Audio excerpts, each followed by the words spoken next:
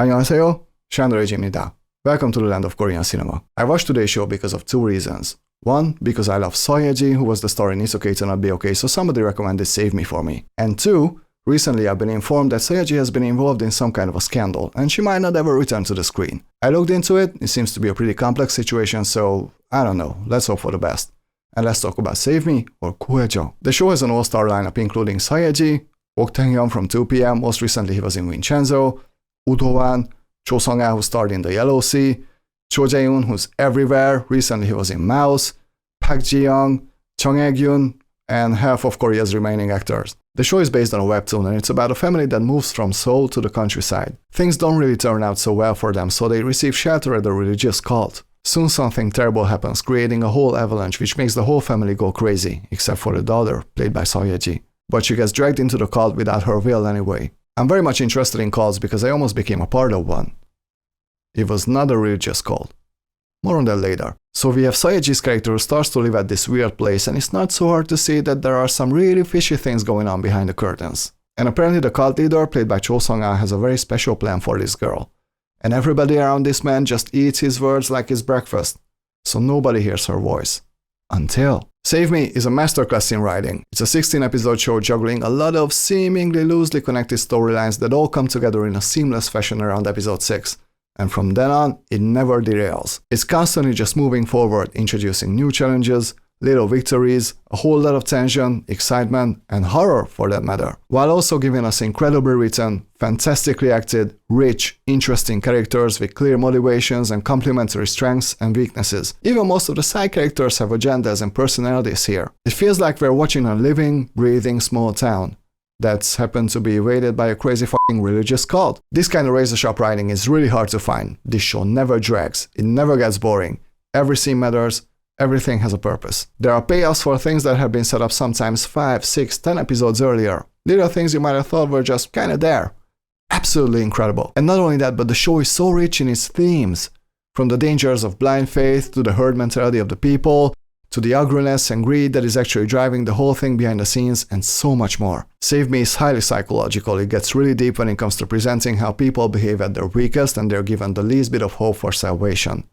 A salvation that never comes, of course, but you don't see it at the moment. You just want to cling on to something. And these are the kind of people cults are praying for. I don't mean pray, I mean pray. And cults come in all shapes and sizes, guys. They don't have to be religious. Most cults offer you either spiritual or financial freedom, that's how they lure you in. And all you have to do is slowly give everything you've got to them. Jehovah's Witnesses, Scientologists, multi-level marketing companies, they all look very different, but they're all the same. I almost became a part of a multi-level marketing company once. Thankfully, their first event scared the heck out of me. And the way the people behaved there was very similar to how the believers behave in the show. It was crazy. And the brainwashing that went there, guys. All this fake positivity. You gotta be positive. You can do it. See that guy up on stage you've never even heard of? Worship him! Save Me is painfully accurate. This show is frightening a lot of times. More frightening than most horror movies. The believers that live in this cult, the way that they behave. The human brain is a powerful tool, guys. It literally can create your own reality. In cults, they create your reality, and it becomes your bubble. And anything that doesn't fit into that bubble becomes a threat, and it makes you absolutely crazy. This show is frightening because it's real. Okay, so what can Seo-ye-ji do? Well, nothing for a long time, until one night she sees one of her ex-classmates through the car window and whispers, "Save me," as a last attempt, because things are really looking bad for her. That guy is played by TaecYeon, and he and his friends decide to take action. But that's the great thing about the show, they have very good reasons to do so, especially TaecYeon. Their motivations are set up so well in the first 3 episodes that them deciding to help her makes perfect sense, even though they don't really know her. Oh, did I mention how daring this show is? There were 3 incidents where I was like, oh, okay, you're going all the way there. Okay, I did not expect this. I'm talking about 3 very tragic incidents. All of them move the story forward, and all of them are heartbreaking. And since the characters are so rich and fully developed, every actor gives their best performance I've ever seen. TaecYeon, you thought he was good in Vincenzo? You ain't seen nothing yet. Dohwan, secretly my favorite character. He's best friends with TaecYeon, but there's a point in the story where they could have very easily turned into enemies, and I was like, no! They are part of a 4-member gang. They're the rescue team. And TaecYeon and Dohwan are 2 alphas in the same pack, and it was so refreshing to see 2 strong characters getting along so well. And they have great character arcs, they grow, they evolve.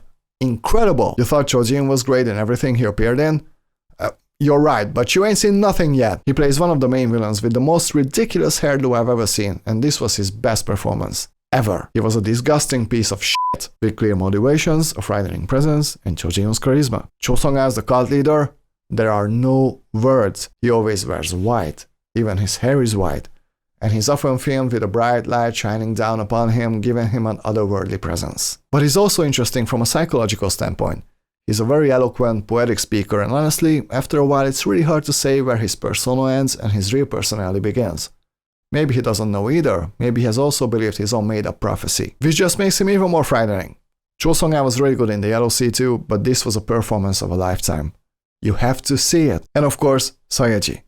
If you think she was fantastic in It's Okay to Not Be Okay, you are absolutely correct, but you ain't seen nothing yet! Imagine yourself being surrounded by people who are all mesmerized by a lie, and you're the only sane person among them. And the people in power can do anything to you because they can justify it in front of the believers. You'd be losing your mind. And Seo-ye-ji is losing her mind. She was mesmerizing. I really hope that things will get sorted out because this woman is insanely talented. She was so fragile, basically the total opposite of her character in It's Okay to Not Be Okay, but it gave her an opportunity to be really subtle and expressive. The way she portrays the thin line between sanity and insanity is just masterful. And she's also really smart. And since she's unable to physically fight them, her smartness comes in really handy. This is Seo-ye-ji's best performance ever. But the show has a few more tricks up its sleeve. Around episode 9 or 10 it also becomes a really good crime investigation show. And it's really interesting. A lot of information about the church is revealed very slowly, so at that point you have a lot of questions, and all the answers make sense. And the characters are really smart. Slowly the investigation gets scattered all over the place. Some people are in the church undercover, some are not. And I loved how they were sharing information. This show made me so happy, guys. This is everything I love about movies and dramas, and more. I only have two little complaints. One is that there is a time jump, I think, in episode 4, just when things get really intense. At first it was very disorienting, it was like being thrown off the rails. But I gotta admit, the show very quickly picks up after that, and it makes sense from the perspective of the story. My other thing is that although I love Cho Seong-ha and Cho Jae-yun as villains, I wanted to know more about them. Granted, keeping some things a bit of a mystery is good, and things do get revealed about them and it all makes sense. I just felt like there's more to their story, there was a lot more that could have been explored.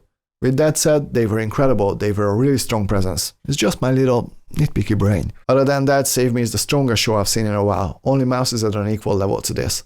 If you love thrillers, do not hesitate.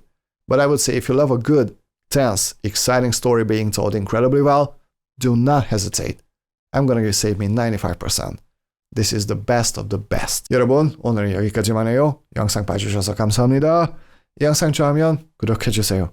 그리고 좋아요 버튼 눌러주세요. See you very soon. 다음 시간에 만나요, 여러분. 안녕히 계세요. Bye!